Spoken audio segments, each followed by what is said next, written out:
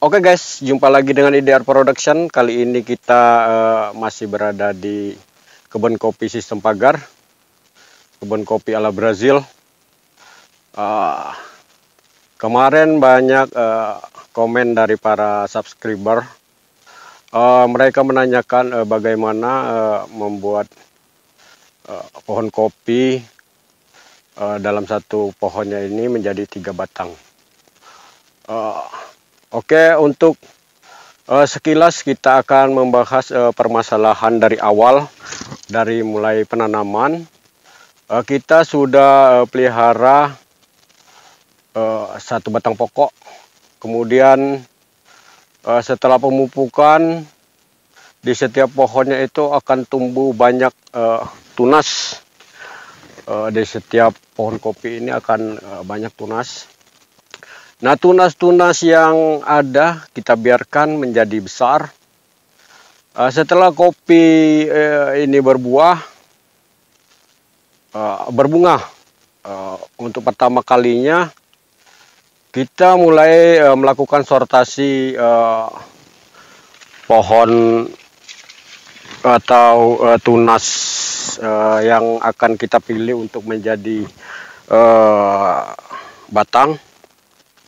Nah, itu kita sisakan 2 buah tunas dan 1 batang pokok.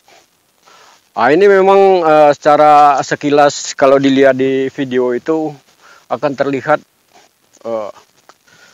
sesuatu yang aneh atau mungkin sesuatu yang baru, karena dilihat dalam satu pohon bisa jadi 3, padahal yang ditanam cuma 1.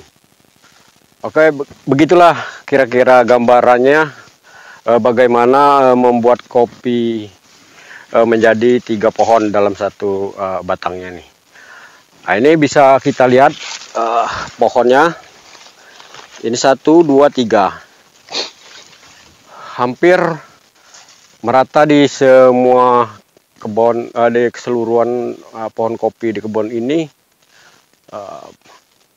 menjadi 3 batang dalam satu pohonnya.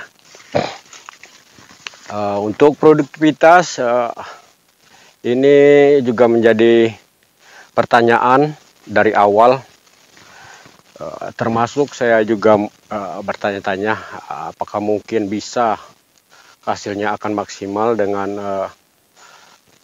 pelihara 2 tunas 1 batang pokok ini. Namun setelah kita jalani dengan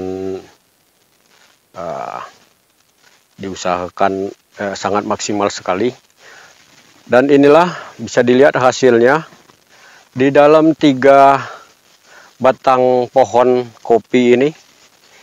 Keseluruhannya baik tunas maupun batang pokoknya sudah berbuah, dan di antara 3 pohon ini, 3 batang ini, tidak ada perbedaan antara tunas maupun batang pokok. Semuanya terisi penuh.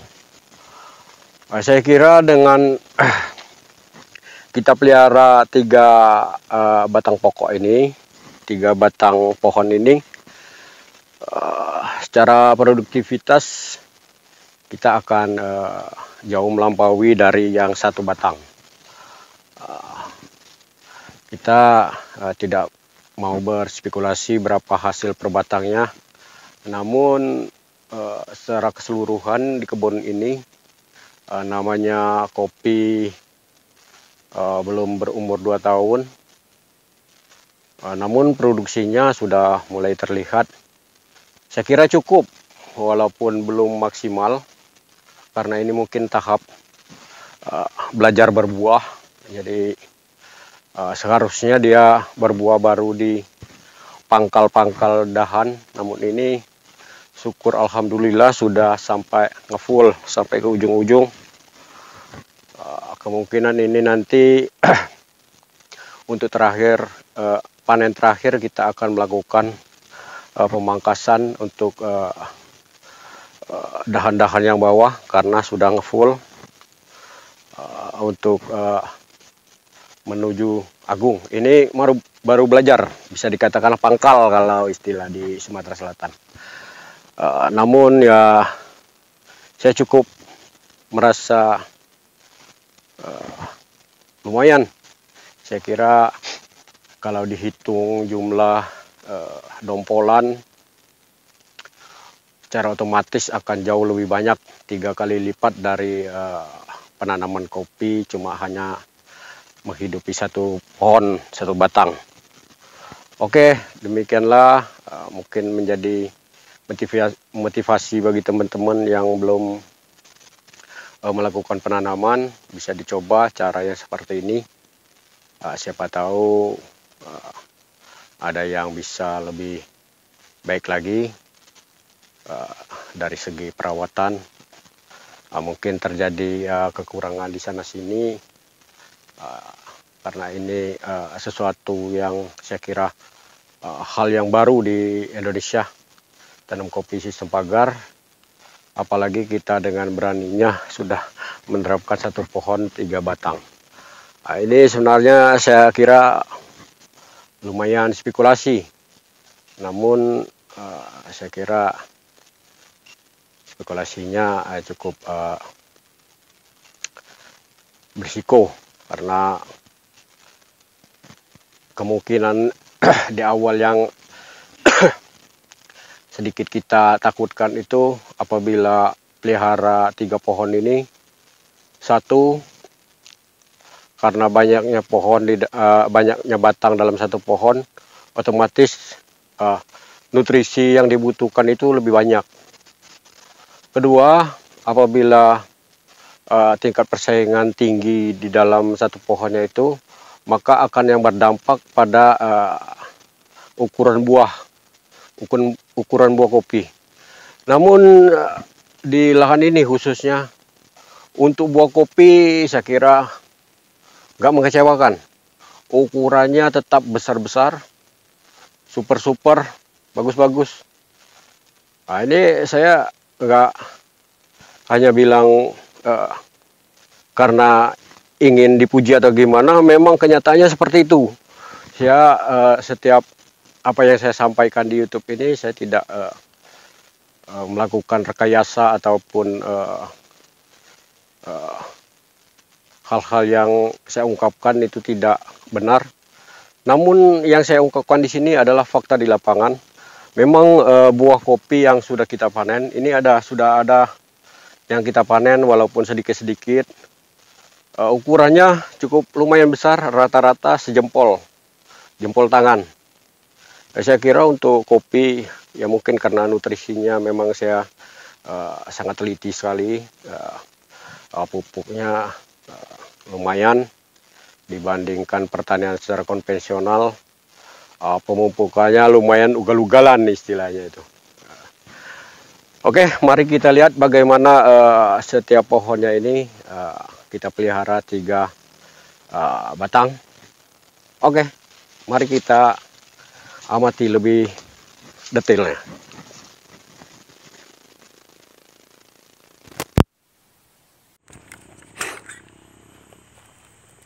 Mohon maaf kalau goyang-goyang karena HP-nya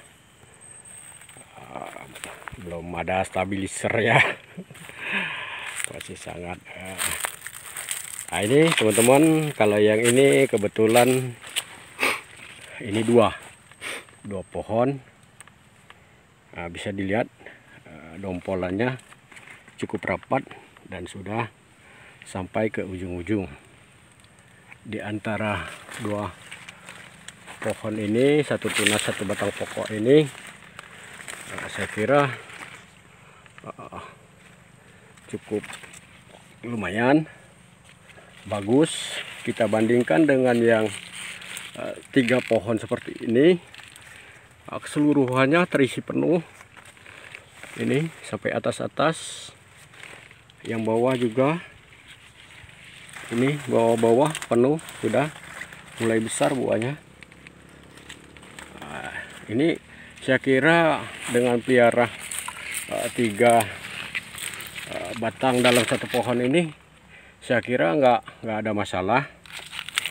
Bagi teman-teman subscriber yang menanyakan bagaimana membentuk 3 batang seperti ini, Nah, ini bisa dilihat memang walaupun sedikit ada perbedaan ukuran. Nah, ini batang pokok. Ini sedikit lebih besar dibandingkan dengan tunas. Ini tunas.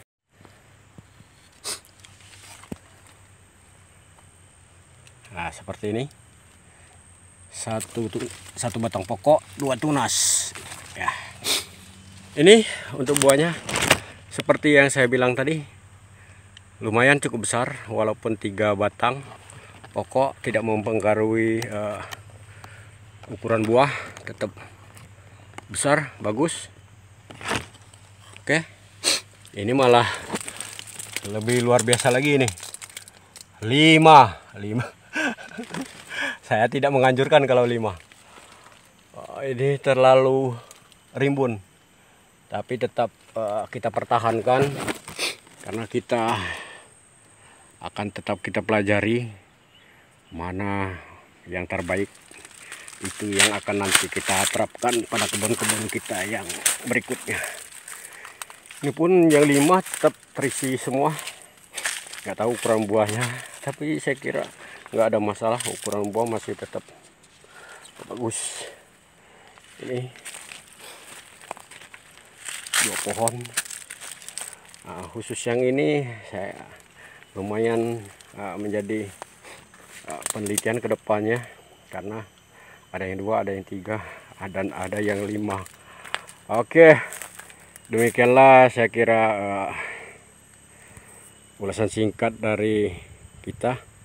Oh ya, teman-teman, kemarin ada beberapa komentar dari teman-teman, katanya kenapa nggak keliling, nggak dilihat keseluruhannya. Terus terang, kebetulan kita tidak punya gimbal. Kalau kita ini aja yang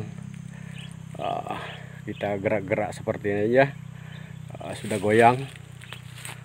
Kalau kita sudah beli gimbal, nanti kita akan keliling di kebun-kebun ini keseluruhannya. Nah, memang di tepi hutan, di perbatasan dengan pohon sawit itu memang terjadi kendala karena kopi tidak mampu bersaing dengan pohon karet.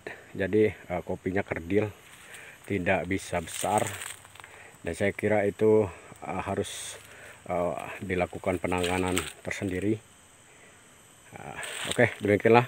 Oh ya, ini kopi sambung pucuk, pohon bawah liberikal. Ini sudah mulai berbunga. Oke, demikianlah video singkat ini.